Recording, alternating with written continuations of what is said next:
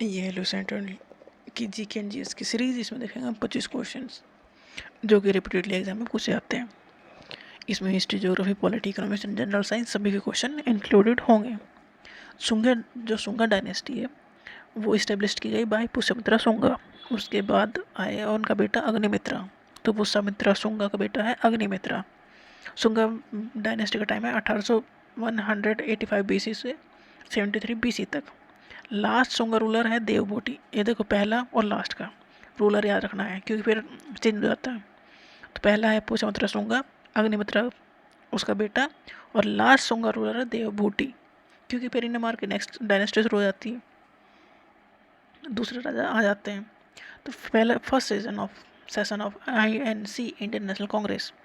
INC मतलब जो आज की कांग्रेस है, ये पहले आज़ादी से पहले ये कांग्रेस थी। इसकी स्थापना हुई थी 1885 में, अंग्रेजों की हेल्प से ही हुई थी। तो अंग्रेज सोचते थे कि ये मीटिंग करते रहेंगे, साल भर में वो एक बार मिलते थे, मीटिंग करते थे। तो पहला सेशन हुआ था कहाँ? बॉम्बे में गोकुलदास तेजपाल संस्कृत कॉलेज में। INC का पहला सेशन मतलब पहली मीटिंग। हॉट करंट फ्लो करते हैं from tropical zones to higher temperate and sub polar zone. Example याद कर लेना है इसके हॉट करंट के क्या है: South Equatorial, Mozambique, Madagascar and Agulhas. Indian constitution में 12 शेड्यूल है। तो 7th शेड्यूल में क्या है? It is about the distribution of power between union and the state government. मतलब इसमें लिस्ट है किस मैटर पे कौन डिसीजन लेगा। Union, state and concurrent list, मतलब सब्जेक्ट डिवाइडेड है। इस पे स्टेट डिसीजन लेगा, इस पे यूनियन गवर्नमेंट डिसीजन लेगी, और कुछ मैटर ऐसे हैं जिस पे दोनों मिलकर डिसीजन लेंगे। तो 7th शेड्यूल जो इंडियन कॉन्स्टिट्यूशन का है वह है अबाउट द सब्जेक्ट्स, जो distribution of power between the state and union and state government.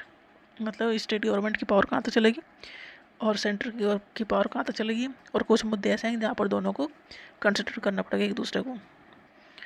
42nd constitutional amendment act जो किया है 1976 में, उसमें 3 वर्ड ऐड किए गए थे प्रियम्बल में: socialist, secular and integrity. Preamble में ऐड किए गए थे 3 word: socialist, secular and integrity. 20 point program आया 1975 में, 1975 में। इसका ऑब्जेक्टिव था कि पॉवर्टी को इरेडिकेट करना, ख़त्म करना, और लिविंग स्टैंडर्ड को इम्प्रूव करना है। 20 पॉइंट प्रोग्राम लेके आया गया 1975 में। ये इकोनॉमिक्स का क्वेश्चन है। पॉवर्टी ख़त्म करो और लिविंग स्टैंडर्ड को थोड़ा बढ़ाना है जनता, पब्लिक की। Pyrometer to measure very high temperature. Pyrometer किसके लिए यूज होता है? बहुत ज़्यादा टेम्परेचर को उसे मेजर करने के लिए। डायमंड है purest form of carbon. Diamond is bad conductor of electricity and heat. Next है Simuka was the founder of the Satavahana dynasty. जैसे जो भी डायनेस्टी है उसके फाउंडर कौन है और लास्ट कौन है, ये याद रखना है। तो सतवाना डायनेस्टी के फाउंडर है सीमुख। इनकी ऑफिशियल लैंग्वेज थी प्राकृत। लैंग्वेज पूछ लेते हैं कौन सी लैंग्वेज ऑफिशियल लैंग्वेज थी? नहीं, प्राकृत। प्राकृत में वो काम करते थे, बोलते बोलचाल यही थी। मेनेंडर को मिलिंदा भी कहा जाता है। ये बुद्धिज्म में कन्वर्ट हो गए। इन्हें कन्वर्ट करने वाले थे नागसेना।